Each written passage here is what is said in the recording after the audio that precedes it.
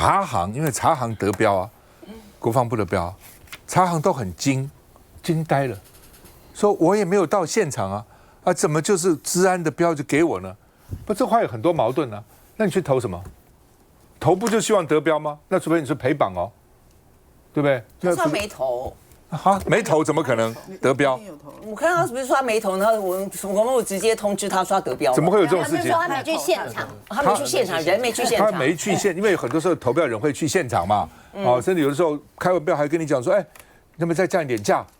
再低一点，就是标有各种状况了啊。我以前做贸易做很多，我知道，他会当场跟你说，哎，你是最低标没错，但是你比我们那个底价还高一点，是不是再杀一点，再杀一点，都有这种状况了。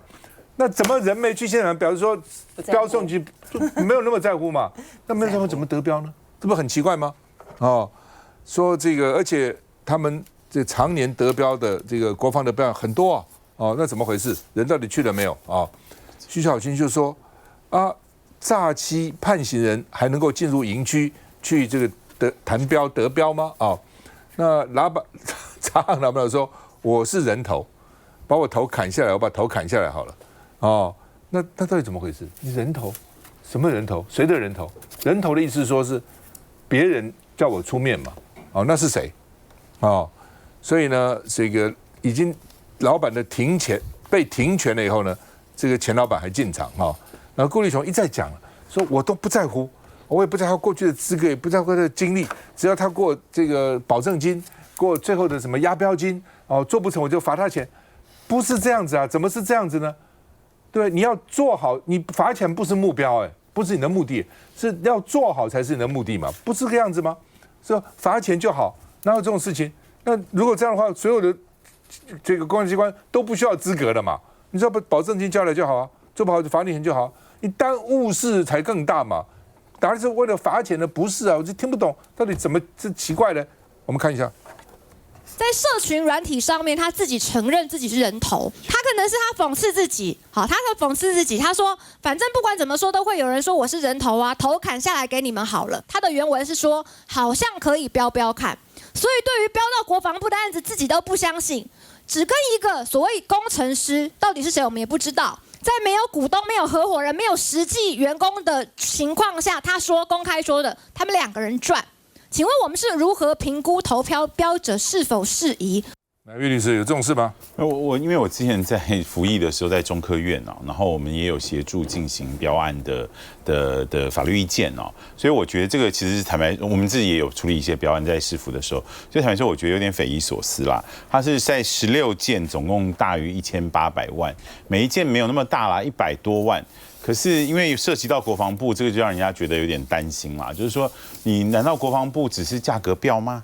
都不需要开资格标吗？就是你今天难道说对于投标厂商的资格都完全不需要审核吗？有没有相关的资讯专业人员？有没有相关的时机？好，然后我觉得部长最后就像刚刚赵大哥讲的，就是说你直接讲说如果没做好我们就罚钱。我觉得事情不是这么单纯的。你如果今天是国防部的标案，你涉及到国防机密，那你找一个资本额这么低，只有10万的公司，甚至没有专业人员，好，它是一个茶行。那我觉得这个可能问题在前端，就是说你到底国防部一开始开这个标案的时候，到底为什么这个资格会过？负责采购的人到底你是定下了什么条件？好像我们以前在市府，如果我今天要做资讯采购案，我一定会要求说，你今天要来投标的厂商必须具有相关的时机，你有相关的这个具体的这个资讯人员的资格等等的。那以现在这个状况，我觉得实在是太轻忽啦。好，事后说都合法。好，那我觉得这个恐怕不是单纯合法不合法的问题，而是说这后面到底有没有鬼的问题啦。不，我们就不要讲说国防预算了，就你家里如果要修改个厨房，修改个这个预测蓝轩家里要人家防止漏水，你都要去问一下说，他过去或是请朋友推荐，说谁比较好嘛，比如有信用嘛，不可能随便找一个来啊，然后只是你给我交一点这个定金保证金，不行我就罚你钱。不是要你这个钱案之前干嘛？又不靠这个来赚钱，先把我东西修好，我的厨房修好，我的这个浴室修好，我的漏水修好，这个才重要啊。那治安国防能够说就这样谁都可以来，有这种事情？你知道国防部最近这爆发一连串的这个采购的弊端其实一件比一件离谱啊，比如前面我们谈到的福迈也好，或大石也好。那当然，这个非常有可能，因为他们过去都没有相关的时机啊。那很多人都认为是这根本就是军火掮客啊，可能是人头。那这个案子呢，其实它的离谱在哪里？因为它的标案都很少，好，并不大。可是它的整个的过程，是因为这个标案是涉及了好把电脑维护，还有一些这个资安设备的维护等等。那他在这个国防部的标案里面啊，他的公告里面都会说，他是不是属于资安国安的案件？是他是。那他这个有没有国安的疑虑？是，都是哦。那在都是的状况之下，他标给了这家公司，这家公司它就是茶行是一家茶叶行。而且呢，为什么徐小新委员会去质询这个他这个老板娘一个其实蛮年轻的一个女生，她说她30岁，其实她在回答媒体，我也不知道她哪来的勇气，而且说她回答真的有点无厘头啊。那大家就说，你一个茶叶行啊，就2个人就可以标到国防部的案子，他就说。其实这不是很励志吗？那他说这励志在哪里？然后呢，他又讲说，那人家说你是人头，他说那我是人头，那我就把头这样剁下来好了哈。然后他又讲说，另外一个有个叫黄红军嘛，那他其实呢是被很多包含花莲地检署，还有一家大学去告，然后另外他又去告了立法院因为立法院也有标给他哦，但立法院发现他根本没有任何履约的能力，所以立法院拒绝付钱给他。他去告立法院，立法院代表人就韩国瑜，他输了嘛，他就告韩国瑜就输掉了。所以说实在，这家公司已经到了劣迹斑斑。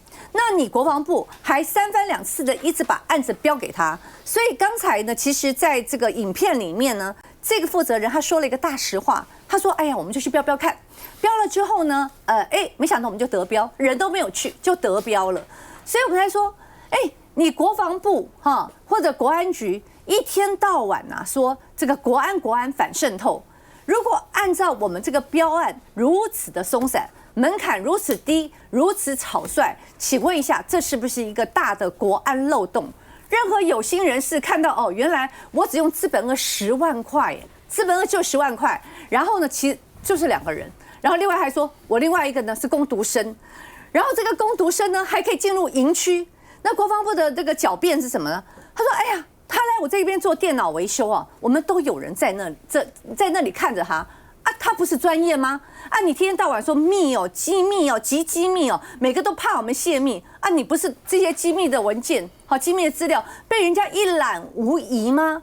所以国防部的案子我们一直在讨论1.25兆就是我们但充实国防，我们愿意支持。第一个，当然我们今天买的是什么武器？第二个。请问你钱怎么花的？你这些采购钱怎么花的？那原来你这些钱是花成这样子不清不楚、不明不白，然后这么多的这些有诈欺的行为，还被人家告的行为，然后你全部浑然不觉。刚刚讲说这一般政府的标案，事实上工程会它的相关要点非常清楚，这个我们都在质询里面都已经告诉国防部，你已经完全违反。第一个，这是最低标准。对于一些比较有特殊规格或者它的规模比较大的标案，第一个你一定要有时机嘛。你过去5年有没有做相关的？你现在就变成说是国际贸易，那我们赶快福迈，在今年以前1毛钱都没有进口过然后第一次进口就可以做1亿、5亿，这个还可以延长成10几亿的案子，你不觉得很恐怖吗？另外，你要有人才，那你一定要有相关专业的人呢。所以这个像福迈，我就说你去看他有没有在招募人才，有因为他是做室内装修，你看他是公开招募人才，还是室内装修，没有任何的什么化学的或者炸药的，对，也没有任何国际贸易的招募，你人才有没有？还有一个非常重要，资本额要在投标金额起码你要10%，确定你有履约的能力。最近他们不是马维拉吗？说马政府时代也有拿这个卫生，他就讲合成嘛 ，HCG 也有一个什么防弹板但也有标我说这样，你去查一下合成的资本额30亿结束，人家30亿，人家有实验室，啊，那请问你这个服卖那个这个卫浴设备，你有什么资本额1900万？所以国防部他一直没有办法能够厘清外界的疑虑，然后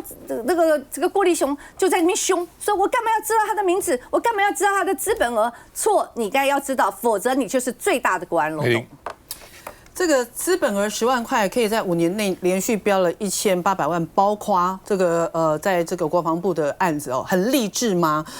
我不知道这很励志吗？很荒唐啦，这么很励什么？是，所以你有很多最近有一些朋友在跟我聊哦，那他们是在做那个就是行销活动的哦。他说他们是专业在做行销活动，你知道要去标政府的标案有多困难吗？对不对？不管是资本额，不管是过去的经验哦，然后还要就是谈很多的细节内容哦，其实非常难的。何况这是一个国防部的一个标案哦，那尤其这次这个标案哦，刚刚洪伟有讲到哦，它是一个算是资讯标或者一般劳务标。都好，但是呢，在你这个标案标单当中，你要去勾选，不管你有没有机敏性，有没有涉及这个国家安全等等哦，通通都是要勾有了。那但是呢，今天国防部的人，我也不知道那个人是谁啊，他出来讲，他就说没有啦，其实只要是我们国防部的案子，我们都是勾有的。你是在告诉我说，国防部的案子勾这个有机敏性、有国家安全，这个是在勾好玩的吗？我觉得太轻率了。这个老板娘其实出来讲话的这个姿态啊，包括她说我就是人头啊，不然把我头砍下来啊，或者是说我就是标看啦，或者是说哎呀，我已经有跟国防部讲，大不了我废标啊。其实我觉得这样的一个说法跟这样的一个态度哦，来去比照他标的东西是国防部的标案，我觉得那个严谨度哦，真的是没有办法去联想在一块了哦。所以呢，我们这个案子从几个层面看，第一个法律的层面看，他在标案的过程当中，其实国防部是不是要出来说清楚哦，到底是为什么他可以标到这个案子？第二个，我们从国安的层级去看待说，如果一个资本额只有10万块，不是今天罚不罚他钱，而是呢，这个他能不能履约，然后这个履约的过程当中，包括他讲了一个说我们主要的就是2人公司，然后我主要的业务我自己就是在做茶叶，我每次在做茶叶我很忙的，那另外一个人是做什么我就不知道了。可是呢，他说如果今天呢有需要维修的时候，那我们就会找工读生或找临时工就去啊。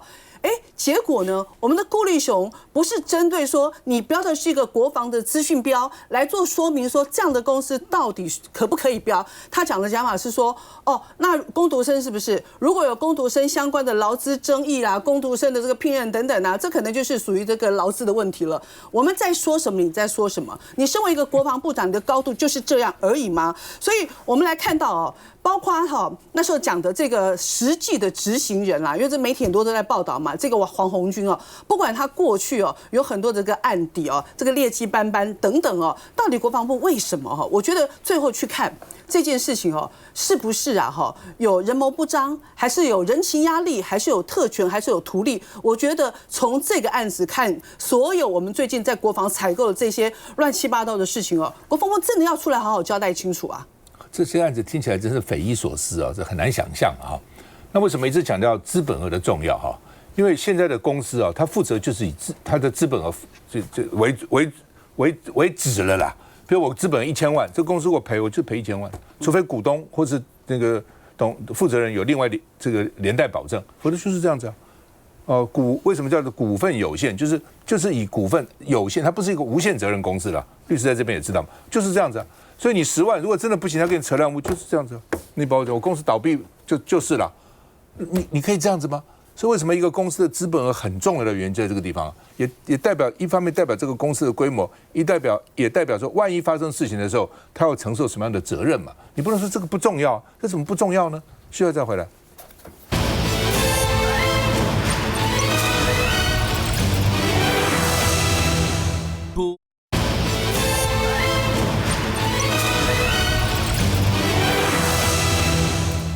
好，那么王世坚就民进党里面其实很多人也对这个不附属觉得这实在是匪夷所思，怎么可以这样子呢？邓选不敢讲话，如果你民意基础不够，怕得罪赖清德，你不敢讲话。王世坚在台北嘛，而且他大概估算他选票应该够了所以他还稍微表示很奇怪那所以呢，他的态度太明显了。王世坚说无奈好吧，便当会我就不发言了那希望呢，不要你们只看到针孔，看不到山洞，哦，就是只见什么？只见树不见林，见树不见林了哈。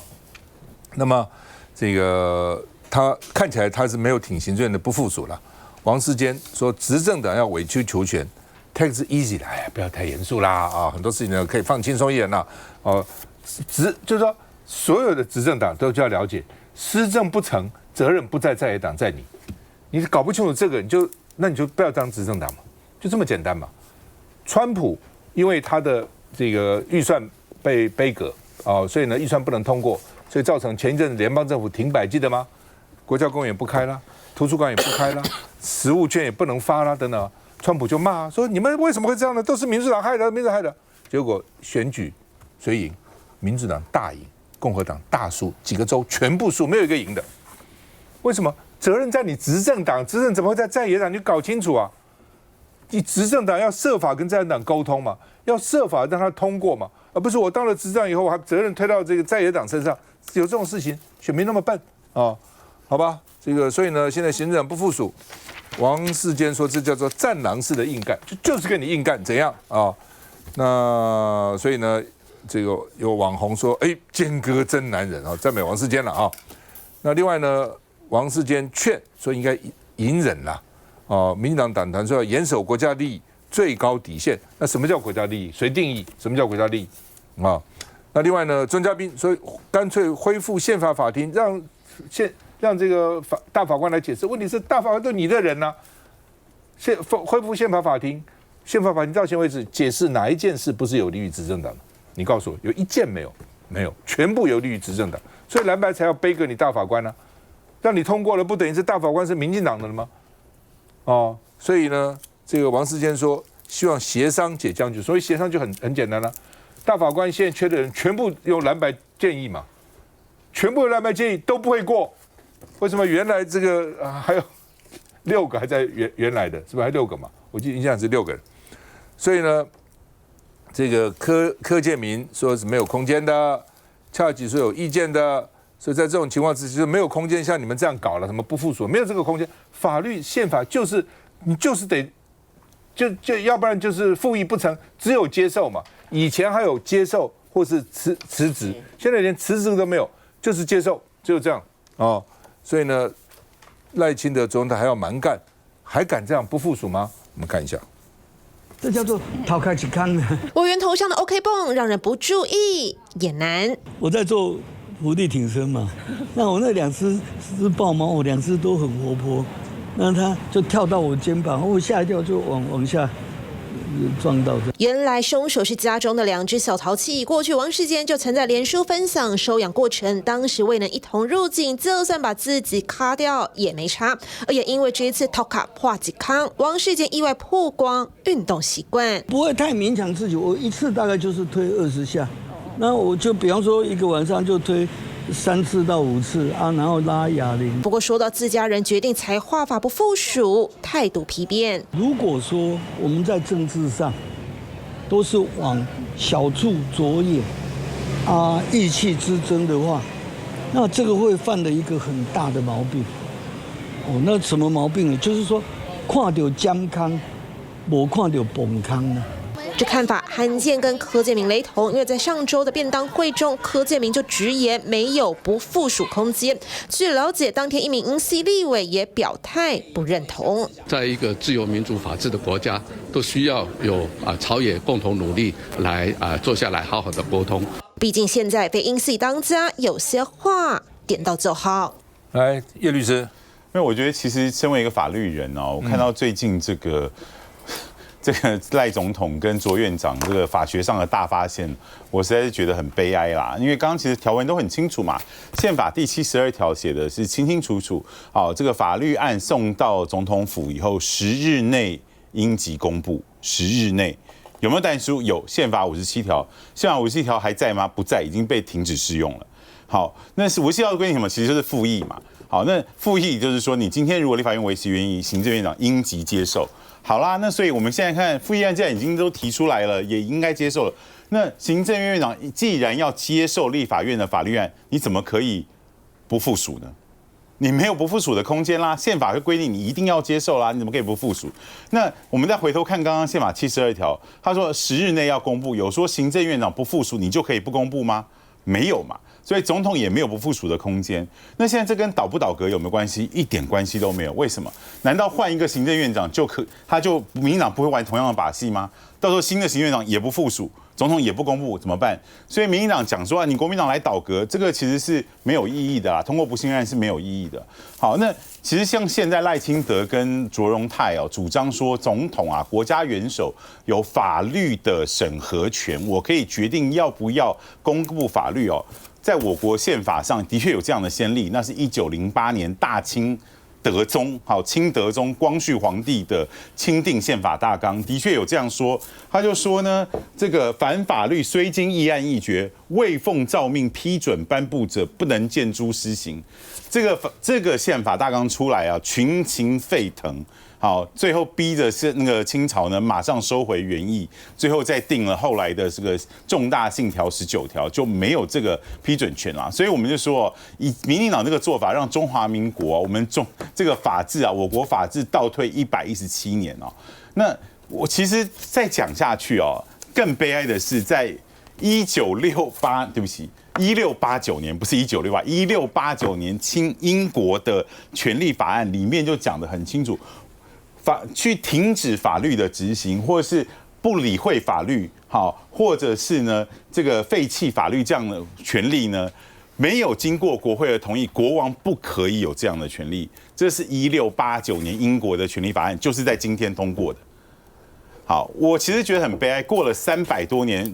中华民国宣称是一个民主法治国家，我们的总统跟行政院长居然去弄这种宪法 ABC 的问题，说我身为行政首长，我可以不公布法律，这还叫民主国家？还有一些绿营的学者专家跟着出来起哄，说总统就有这个权利，你这叫帝制啊，这哪里叫民主法治？所以我觉得其实立法院应该慎重的考虑要修法，在内乱罪章也好。在渎职罪章也好，都要加上说，总统如果违法不公布法律，要处10年以上有期徒刑然后，如果行政院长违法不附属，也应该要处10年以上有期徒刑。这是严重的背弃了他们的宪法义务不可以容许政治人物这么无耻的去做这样的行为。那就像刚刚讲的，赵大哥也有提到，现在美国如果要我们军购，可以我觉得这个特别预算案要过的生效条件，立法院直接加但书，或者在他预算案最后一条就是说，在总统通过财政收支划分法公布之后，行政院长附属之后生效嘛。